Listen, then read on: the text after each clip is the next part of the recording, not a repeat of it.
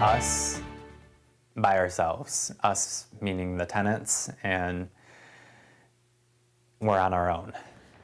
The feeling of safety smashed and stolen for Ethan Wright after a series of break-ins at his apartment complex. New tonight, Fox 17's Sam Landstra went to Wyndham Hill Apartments in Grand Rapids to talk with a renter who had his truck targeted twice. The cops always say lock your doors and keep the wallet and purse inside. But that hasn't kept Ethan from having to spend hundreds of dollars replacing car parts and stolen goods. Last week, when we first spoke, it had been 10 days since the last incident, and pieces of glass from broken windows were still scattered in the parking lot.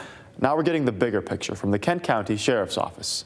They can't guarantee our safety and security, and I understand that's a reasonable statement, but I feel like we deserve a fighting chance. When Ethan Wright got into his truck last October, something didn't sound right. Started it up and just incredibly loud, so I knew, someone had tampered with it. Checked underneath my truck and there was a large portion of exhaust missing. Come to find out, someone had tried to steal his catalytic converter, leaving the saw blade at the crime scene. I feel like it's pretty obvious, coming in here, seeing that there aren't security cameras. I would imagine that has some degree in deterrence for, people who are thinking about, committing a crime. Then a few days later, on Halloween night, Grand Rapids Police Department knocking on our door and, letting us know that there had been a vandalization. Nearly a dozen cars, including Wright's and his fiance's, had their windows smashed, their belongings stolen.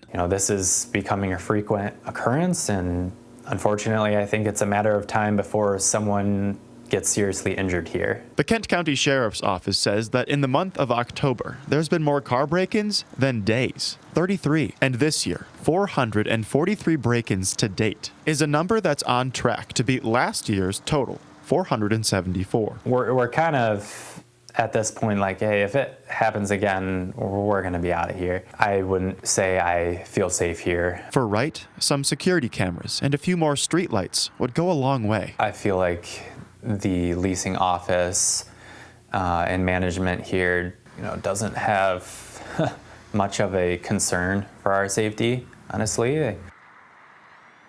Now, I tried taking Ethan's concerns to AMP Residential, the people who manage Wyndham Hill.